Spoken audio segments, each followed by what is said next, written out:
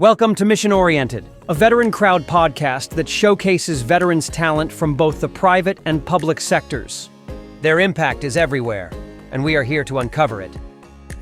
Today, we release our 200th episode, a major milestone for Mission Oriented and the Veteran Crowd Network. Joining us today is General Darren McDew, United States Air Force retired. After a distinguished 36-year career, General McDew continues to serve as a director on the boards of USAA, GE Aerospace, Abbott Laboratories, and Parsons Corporations. Here's your host, Bob Louthan. Welcome to the Mission Oriented podcast on the Veteran Crowd Network. This is a milestone for me today. Episode number 200. I can't believe that we've done that many. It's been a lot of content, a lot of great stories. I decided that I would save this special day and bring back a longtime friend of mine, General Darren McDew, U.S. Air Force retired. Probably the biggest thing on his resume is that he is a member of the class of 1982 at VMI. Darren, welcome to the program. Thanks for being back. How are you doing? I'm doing great. The greatest class in barracks, class of 1982. And now we have graduated, but I think we're still pretty iconic. There's some pretty amazing human beings in the class. Years. I mean, we're getting ready to come up on I guess our next reunion in a couple of years will be it doesn't have a 0 on it, but we got a big 0 coming in not too soon. That's right. Anyway, hey,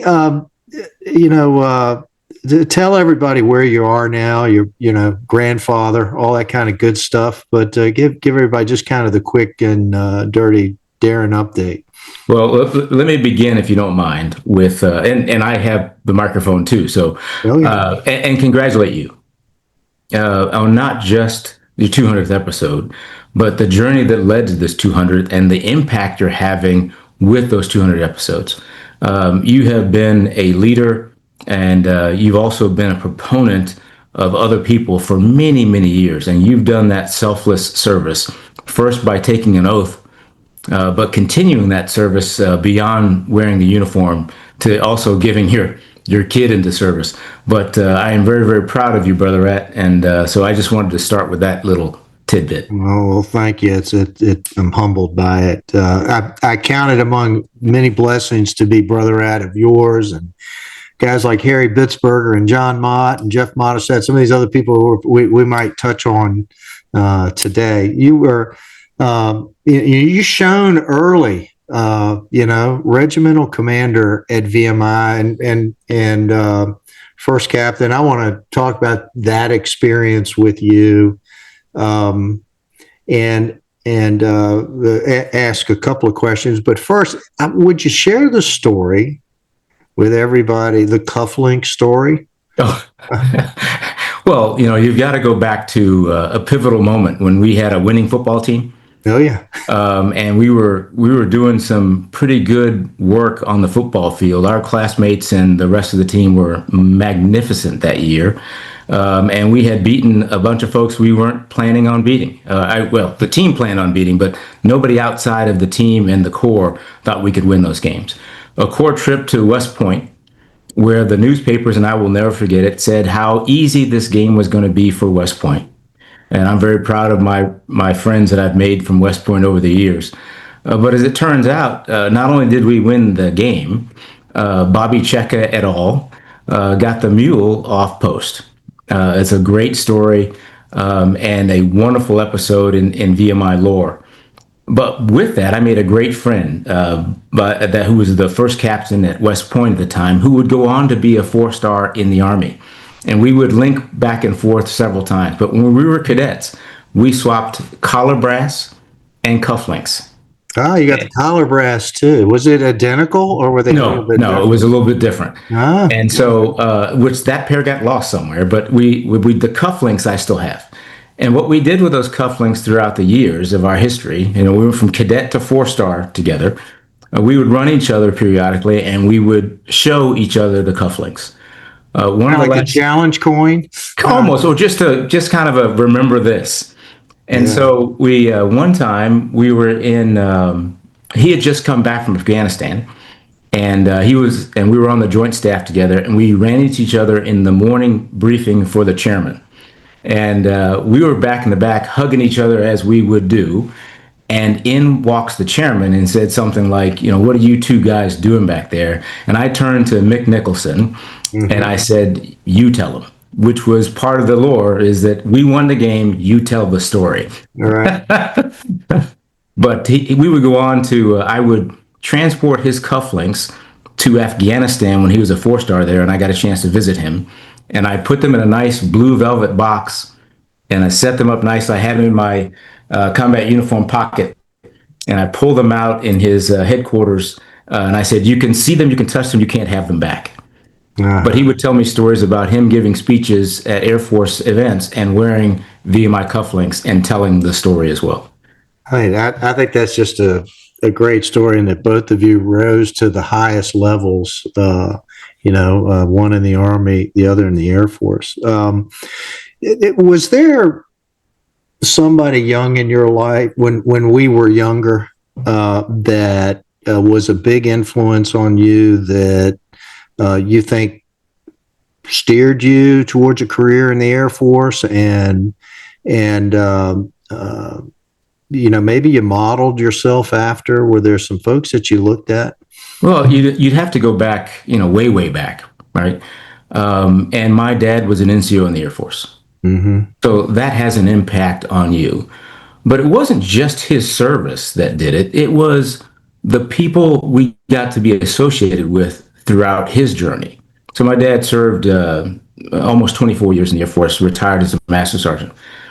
But what we had along that journey was meeting folks from all around the world, from all walks of life. And my coaches were soldiers, sailors, airmen, Marines. My friends were. And so those were my early role models. The guy who taught me how to get a grounder, pick up a grounder without letting it go underneath my legs. The guy who taught me how to crossover dribble. Now, I was not an exceptional athlete. However, what they taught me about was how to be a good teammate. And so those were my early role models. And then I'm a closet card-carrying introvert. I'm a practiced extrovert. Have you done like a Myers-Briggs on yourself? You got a big eye? Oh, I've got tons of them. I'm situational. Yeah. And so what my body has learned to do over time is, if I'm in command or in a leadership position, I become that. But the way I recharge is that I'm an introvert. And so I learned along the way, I'm also a voracious reader. So I read every biography I could get my hands on in the library when I was a kid. You name a topic in the 300 section of remember back in the days of a library and where you get books and the card catalog. And many times I had a paper due in Scott Ship Hall. I was trying to figure out the Dewey Decimal System. So, I remember libraries. Yeah, so I would read all of that stuff. And back when we were in elementary school and high school and junior high, you could only check out X number of books at a time. When I would get my X number, I'd take them home, devour them, and bring them back and get 3 more just like it. And so I read everything from Clara Barton to George Washington to Lewis and Clark to you name it, I read it. And I got a little bit of something from each one of those characters as well. But really, an introvert tends to pay attention to people, watch people, and listen to people. And I gained things from classmates at VMI. I gained things from professors at VMI. I watched the commandant. I watched the superintendent. Now, you don't take all the positives. You take some of the positives and some of the negatives, and you incorporate those. Mm. You leave VMI. Did you always dream of flying? Was there some bug that came into you that got the aviation bug, or was that just a later decision once you got in ROTC? What was the? It was an accident.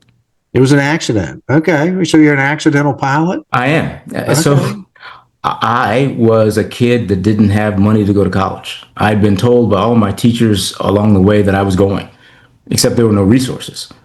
At the time, a tech sergeant, master sergeant's kid with 4 boys didn't have a load of cash to send a kid even an in-school tuition, which wasn't a lot back then, but it was a lot for us.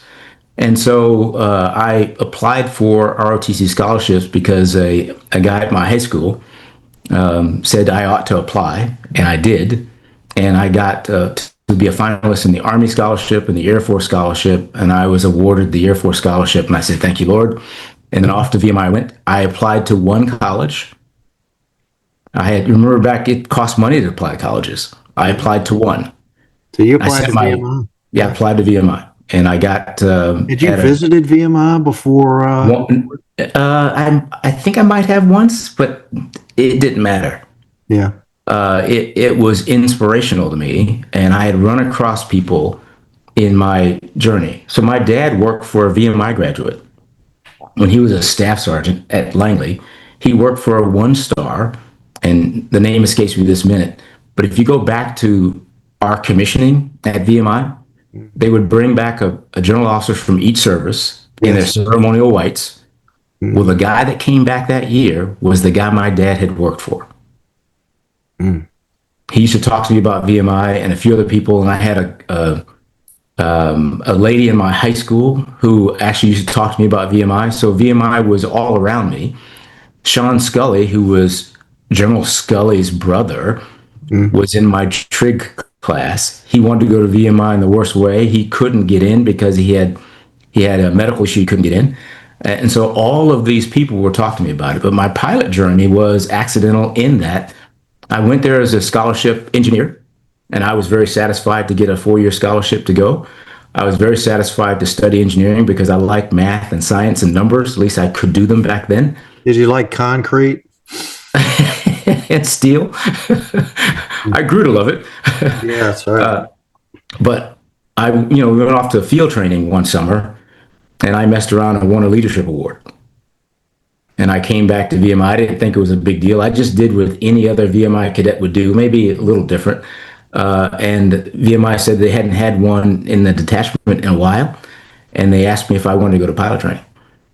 They said, "You ought to give it a shot," whoever the PAS was at the time. And I said, "Will I lose my scholarship?" Remember my place I was coming from. I said, "Would I lose my scholarship?" He goes, "No, that's different." And I said, "Okay, I'll try it." That's how I became a pilot. You flew big, heavy stuff, KC-135. Yeah. Did you actually? This could be a mistake when I searched, but did you actually fly a Huey? I did. You did. So just a little bit. Just a little bit. Well, so what happens is, I commanded 10 different times, and most of my commands had an aviation component. And so as a general officer, well, actually, as a commander, if you're aviation qualified, you're allowed to get checked out in the airplane. Right. In fixed wing, I would go get qualified. Fully qualified. In the helicopter, I said, I ain't going down that path. But I did get checked out, and I could fly with an instructor in a Huey. And I learned to hover, and I learned great respect for helicopter pilots. What was your favorite platform to fly? The one I had my hands on at the time. Because I didn't have this. Huh? My squadron command was in C-17s, and we had the opportunity to be the second C-17 squadron in the entire United States Air Force. And we got a chance to form a culture. We got a chance to drive the tactics and procedures for the airplane that were still being written. And so that formula, that place and time made it special. That airplane was special. Yeah. Okay. So 36 years. Yeah. And I think 4 months. You came back to VMI. I remember you came back and did one of those joint commissioning ceremonies, and you have a wonderful speaking style. It's I've never seen you give a talk that it wasn't, I don't know, very engaging. It's like we're having a conversation right now, but the way you perform from the podium is very good. So I think you've adopted an apolitical stance, sort of the thing that major generals are supposed to do, not get involved in politics. When you retired, you haven't gone on CNN, and at least I don't think you have. No. Done any of the commentary on stuff. But I will ask you some questions about the threat today, and some of the things that are going on within the military. And this will be maybe a little bit of that's timely from a political standpoint. But yesterday in Quantico, the secretary assembled the major commanders, and I don't know if this is totally unprecedented. I think it's a good idea to bring people together when they can see one another. The effectiveness of meeting over Zoom, particularly when you have 800 people, is probably lost. But yeah, it is unprecedented. Yeah, it is. It is unprecedented. What do you think's going on in the military and the positive, and what do you think are the things that really important right now? I mean, China, Ukraine, our old friends, the Russians. You and I have a lot of history with that part of the world. So, what do you think? Well, let me step back and thank you for the compliments on whatever speaking style I may have adapted to over the years. And part of it comes to the fact that I don't have a large vocabulary. So these people with large vocabularies can trip over their words often. If you have a limited vocabulary, you use what you got. But in importance in the military, I think some things that make our military right now continues to be special. One, we have still unprecedented support from the American public. Period. We still get some of the best and brightest America has to offer. Period. Those dedicated service members and their families do some incredible things behind the scenes every single day. For the most part, our Congress provides the tools required and the things required to keep a force voluntary, sustained. Okay, so that's the foundation. So those things are good. What I tend to agree with, one thing that the secretary had to say yesterday was sometimes the politicians get in the way. As I've traveled around the world, I talk to militaries everywhere part of the globe, and they are always concerned about our politics. They study our politics more often than American citizens do. They are concerned because where America goes, there goes the world. Whether we want to or not, we are the leaders of the free world. And the non-free world cares what we think too. So there are some times when I wish the politicians would keep the military out of politics and allow the military to do the things that they do so well. Keeping the military out of politics and politics out of the military. I couldn't agree more. Let's talk about two things. I would be terrified to be a soldier on the front lines in Ukraine right now with drone warfare. Yeah. I'm absolutely terrified. We worried about chemical weapons and that sort of thing, but this is a really almost a psychologically damaging weapon. I mean, and how do we address this concern? And it's so evolving so quickly. Yeah, I agree with you. If you go back to our time, we're Cold Warriors. Right. We were raised and value programmed in the Cold War. We evolved through some other things, but that's where our value programming was. And we thought that was a complex world. If you think about it, there were two nuclear powers head to head, could destroy each other. There's a lot involved there.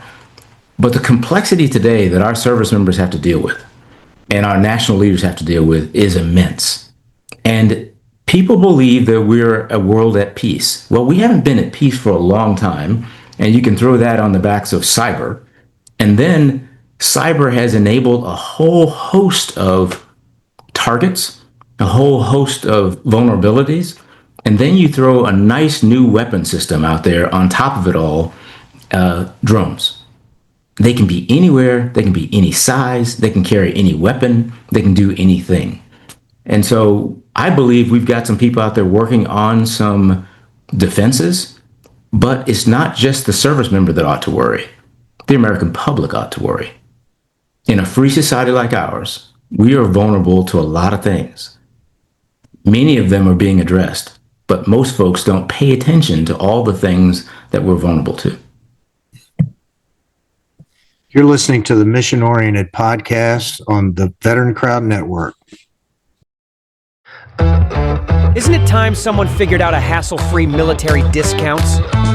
With Veteran Crowd Rewards, it all starts with a simple, one-time sign-up. Just use your existing Visa card. No extra apps needed, no repeated logins. Just set it up once.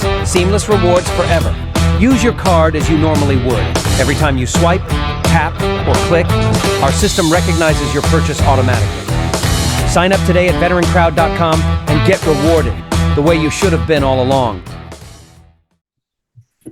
My guest is General Darren McDew. Darren, you've touched on a little bit cybersecurity and so forth.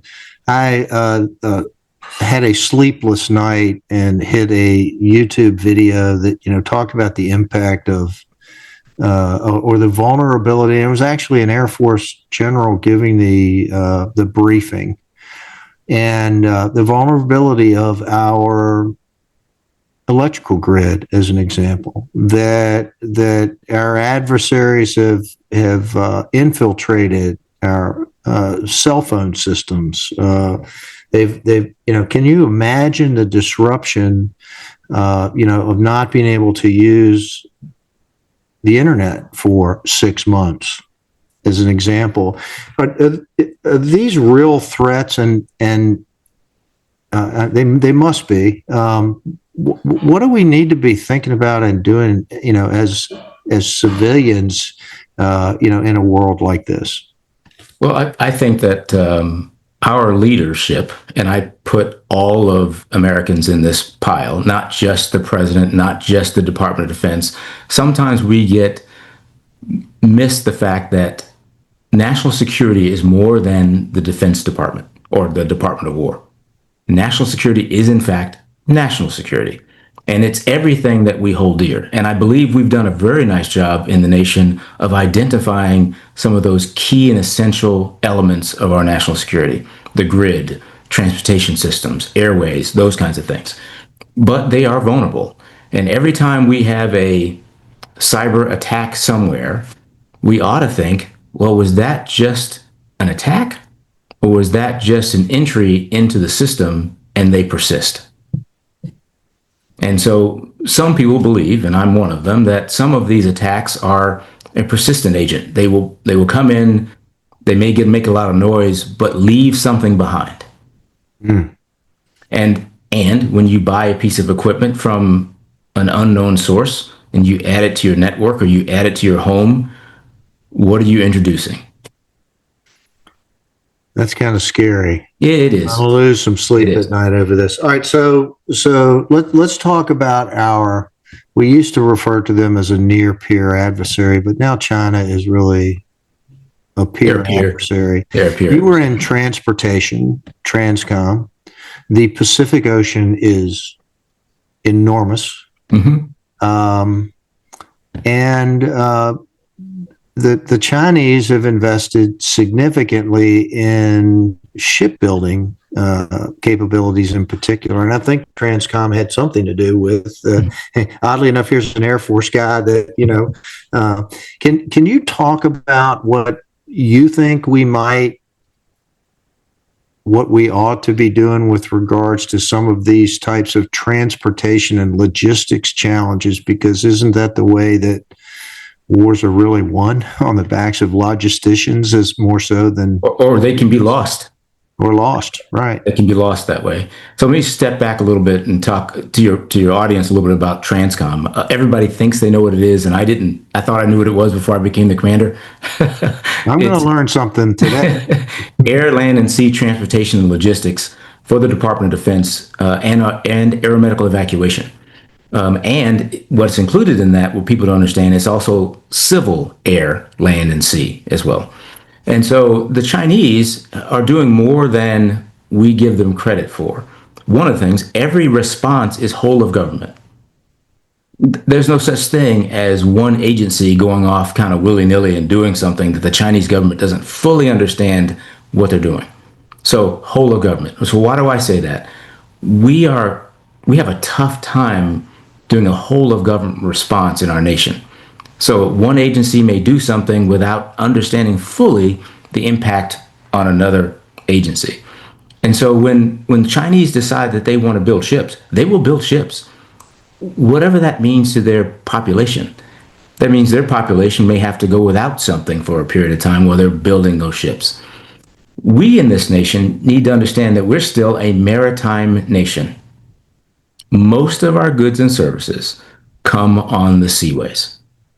However, we have not built ships. We've not taken care of that domain as well as we maybe should have to get to this point. And we're going to need help if we went to war and we had to do something in the sea domain. China is also looking at ports. If you look at not only their shipbuilding, they're also investing in all the major ports they can get their hands on around the world. And I say major, it may not be the named port you think of, but it might be a key port to transit around a particular body of land. And they're there. And they may control the mouth of that port. That is also something that we've not paid that much attention to. This was the Panama Canal issue where they... and they'll just slowly buy it out or invest enough in it. If you look throughout the continent of Africa, there's some amazing infrastructure being put in there. It's all Chinese. Well, I shouldn't say it. There's a lot of Chinese infrastructure. Do you stay on top of this? Is this a topic? You have a fully engaged civilian career now. You're on the boards of I think 4 public companies: USAA, Parsons, Abbott, and GE. Aerospace. Mm-hmm. And one of them is private, USA. Okay, well, that's correct. Okay, but certainly a well-known company, particularly in the military community. In those roles, being a retired general, what do you think you bring to those? What the company's always looking for talent, and obviously your lengthy and successful career in the Air Force. It lends itself well, but what roles have you assumed in kind of that civilian role, if you will, that have been stretching you a little bit? Well, they all stretch me, and that's why I'm still doing it. I believe that as you do, you learn a little something every day, and you learn a little something from everybody you come across. And so I get the opportunity in some of these amazing companies to be with other board members who have other experiences. What I think I bring to each of them is the totality of my life and career, right? We all are a product of our circumstances, our experiences, our baggage. Hopefully I bring more experiences than baggage. So I hope I bring the ability to think globally, because TRANSCOM was a global environment. I hope I bring succession planning thoughts, because I did do succession planning, because the military succession planning, as you know, is very, very important, because you can't go out and hire a 20-year colonel. You have to have built them. I hope I bring some observation about risks and strategy and those kinds of things. And then I learn their business and I learn their people so that I can be more tactical when needed. But it's really about the governance and strategy and risk and succession planning. So I hope I contribute in that way. I find myself thinking deep thoughts at our ripe young age, and I get an enormous amount of satisfaction out of I'm stealing someone else's thought, and I wish I could quote them, but basically it might be Warren Buffett, but planting trees which I'll never sit in the shade of. It's paying it forward. What are the passions in your life now where you get to do those kinds of things that I think are particularly... Well, my entire life has been that, right? So I get a chance now to watch what I call youngsters grow up. Yeah. I've got... Are you mentoring young people in the military still? I hope so. But what I feel, though, is I mentored them before, and I watched them grow up now. So I just got a note this week about 2 different young men getting nominated for their 3rd stars, who used to work for me at some point, and one was Air Force and one was Army. I, get a chance to retire some of these folks and promote some of these folks still. I can still squeeze into my uniform. Yeah, yeah. But my more intentional thing that I'm doing now is being a granddad. Ah, I remember, looking at colonels and so forth and going, oh my gosh, and that's about halfway up the ladder, I think, isn't it? And, it's interesting. Was there something, some story, some little anecdote that happened in the course of your career that really stood out to you, that was a life lesson that maybe you've shared when you're mentoring these people? Yeah, well, many of my life lessons were at VMI. Yeah, okay. I talk about leading your peers is one of the toughest things you'll ever do. There is nothing like trying to give direction or input to someone who can turn you, look in the eye, and say, screw you. That's a whole nother kettle of fish. So the example of your example, how you live your life, and how you carry yourself is really, really important. And do you walk the walk? And so that was the first big lesson. And I take away the fact, and people ask me, so who are you as a person? And I said, that's what I carry with me. I'm a faithful person. I believe in something that's not me, right? It's not all about me. I'm also an excellent teammate. I don't call myself a good teammate. I don't call myself an average teammate. I'm an exceptional teammate. And when I describe it, I say, I will do the work that the team needs done to get to the goal.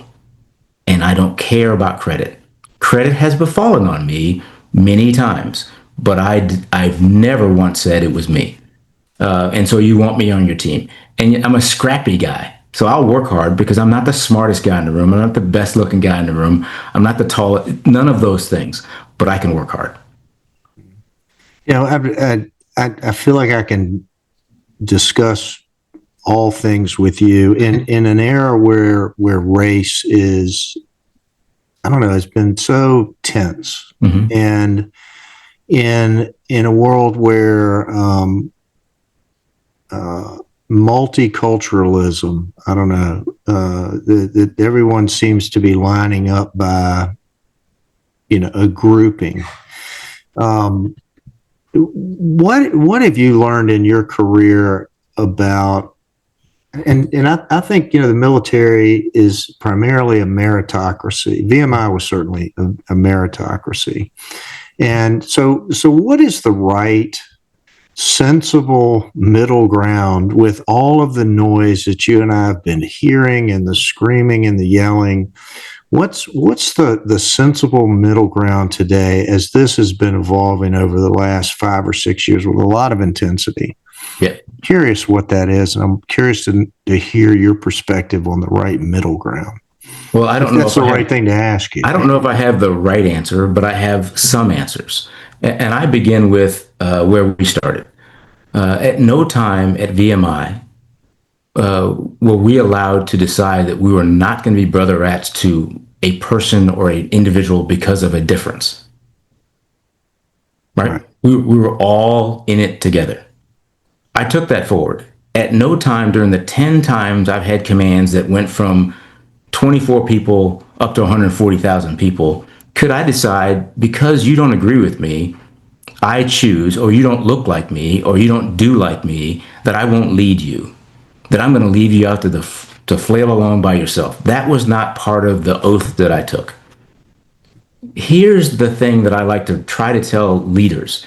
It's about a power dynamic. Scrap everything else away. If you are a person in power, you have some responsibilities to some people below you or beneath you or with you that you serve. If you choose not to do that, you're ignoring your responsibility. We have now taken that power dynamic and made it racial or gender. It's really a power dynamic. And when you send a message out there sometimes about what you won't do for a particular entity, you're saying that their lack of power is not important to you. And that's not what you mean.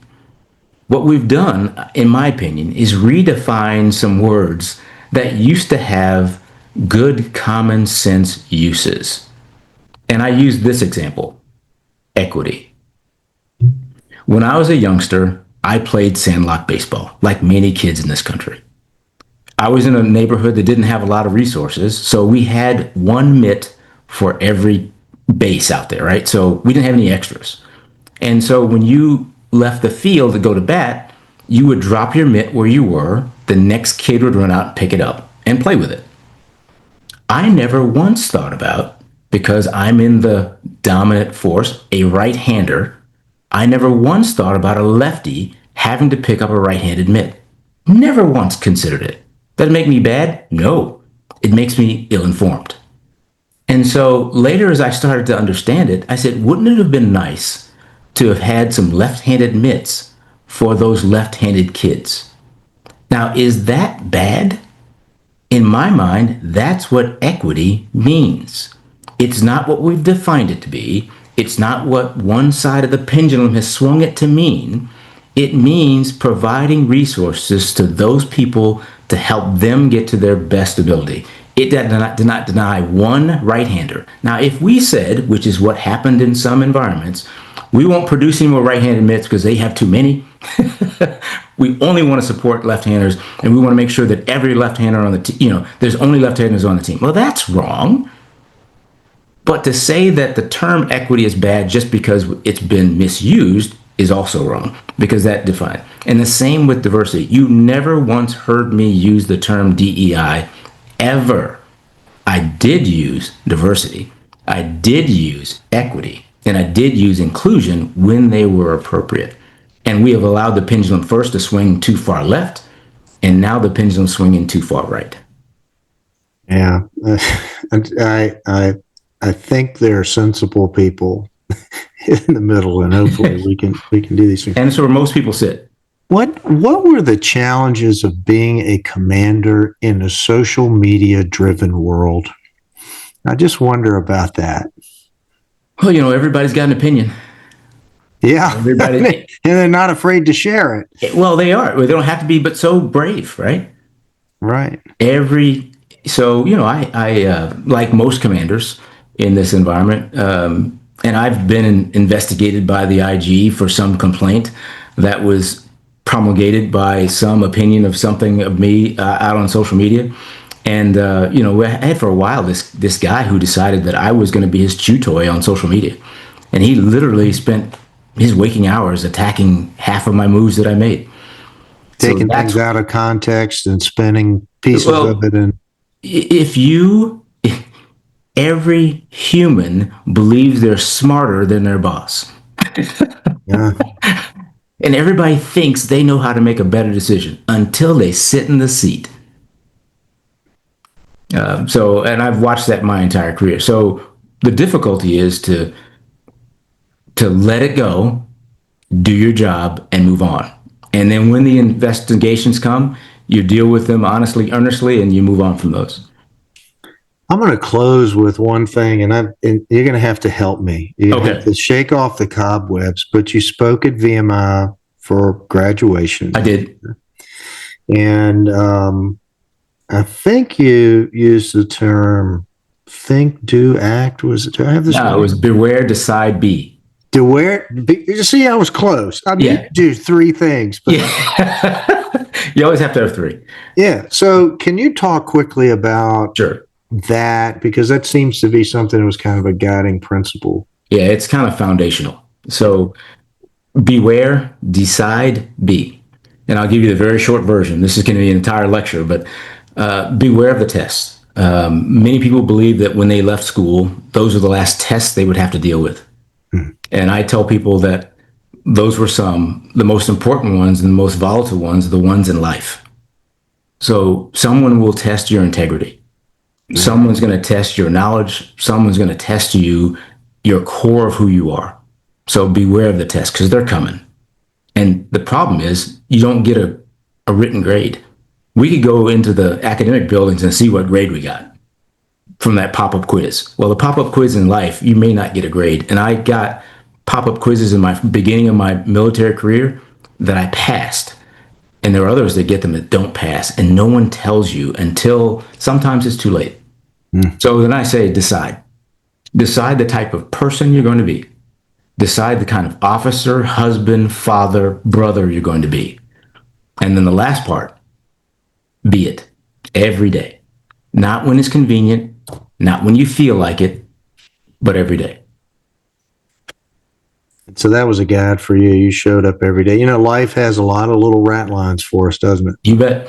And I even heard a sports commentator recently said, the best ability is availability. Have you got, so in closing, have you got a message to our brother rats or anything of that nature? One shout out, if I could talk to every single human that's in the class of 1982, first I'd say thanks. A little kid, scrawny kid from Hampton, Virginia, showed up at the Virginia Military Institute, had no real idea, like many of us, what it was going to be like. I could not have gotten through that first year, like all of us, without you guys, period. And you guys also made it more a richer experience the last 3 years. The first one just sucked. The last I would argue that the second year wasn't much better. That's true. But, well, listen, this has been great. Folks, you've been listening to General Darren McDew, class of 1982 at VMI, plus a few other things that he did, of course of his lifetime. Really appreciate you coming out today, being a guest yet again on the 200th episode of the Mission Oriented Podcast. I can't thank you enough. And congratulations to you, my brother, and Rob Virginia Mill. Yes. Hey, you've been listening to the Mission Oriented Podcast on the Veteran Crowd Network. I want to throw out a Bravo Zulu to my brother rat, Darren McDew, and that's a wrap. Thank you for listening to Mission Oriented. Make sure to hit the subscribe button and you won't miss an episode. To learn more about Mission Oriented and the Veteran Crowd Network, visit us at veterancrowdnetwork.com. And if you're part of the military community and tired of the hassles that come with military discounts, it's time to check out Veteran Crowd Rewards. Head over to veterancrowd.com and link your existing Visa card today.